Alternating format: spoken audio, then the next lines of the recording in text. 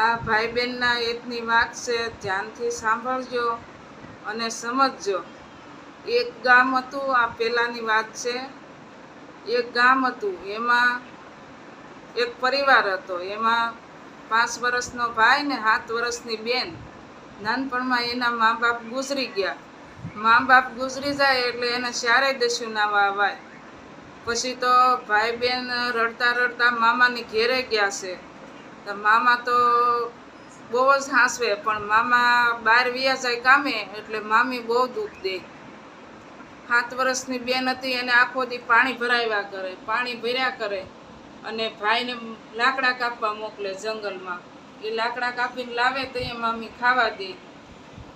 અને બેન ભાઈ તો રહી એમ કરતાં કરતાં મોટા થયા તો બેન ભાઈ કહે છે કે હવે મારા બેનના હાથ પીળા કરી દઉં તો મારી માથેલી ભાર ઓછો થાય અને મારી બેનને સાસરે વળાવી દઉં. તો ભાઈ તો પરદેશ કામમાં જાય છે, બેન પછી એકલી રહી છે. ભાઈ કામમાં ગયો, બેન એકલી રહી છે ને રાંધે હીંધે ને ખાઈ પીવે ને ઘરનું કામ કરે. પછી એવામાં શ્રાવણ મહિનો આવ્યો તે બેન તો ભાઈની વાટ જોવે છે. ભાઈ પરદેશ ગયો તો બેનને કીધું, બેન તારે હું મગાવું?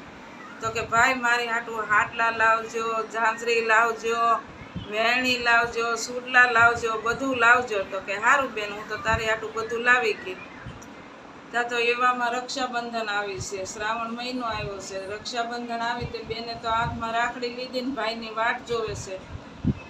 મારો ભાઈ આગળ આવશે, મારો ભાઈ આગળ આવશે એમ કરતાં કરતાં બહાર નીકળી છે. બહાર નીકળીને ગામને સીમાડે ઊભી રહી છે કે આ દશેલી મારો ભાઈ આગળ આવશે. હાથમાં અમર રાખડી ને જોવે ભાઈની વાટ, વીરો મારો આવશે ને અમર રાખડી બાંધશે. જ્યાં તો નીકળ્યો છે નાગ જોયો કરડવાનો લાગ, માડી ના જાયા બેની ના મેળા મારે ભાંગવા. બેન તો વાટ જોતી હતી, ત્યાં તો નાગ નીકળ્યો છે ને આવીને ડસી ગયો બેનને.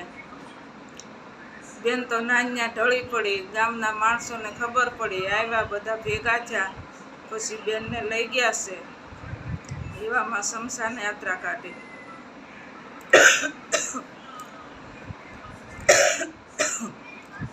શમશાન યાત્રા કાઢી તા ભાઈ આમથી પરદેશથી આવ્યો છે ને શમશાનમાં છે બળે છે ગામને હિમાડે.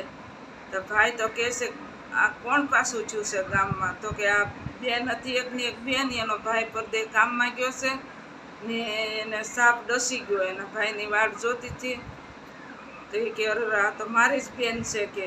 પછી તો ભાઈ નાન્યા ઢળી પડ્યો, રડી પડ્યો અને બધું કાઢતો જાય. લે બેન તારા હાડલાની જોડ, લે બેન તારી બંગડીની જોડ, લે તારી ઝાંઝરીની જોડ, લે તારી વેણીની જોડ.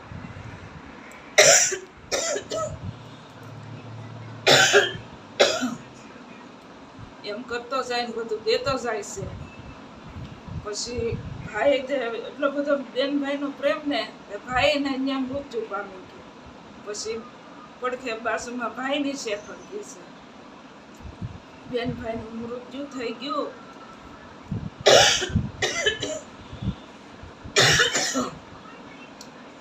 નાનપણમાં મા બાપ રહ્યા જાય એને જો આવું થાય શું કરવું? જય દ્વારકાધીશ.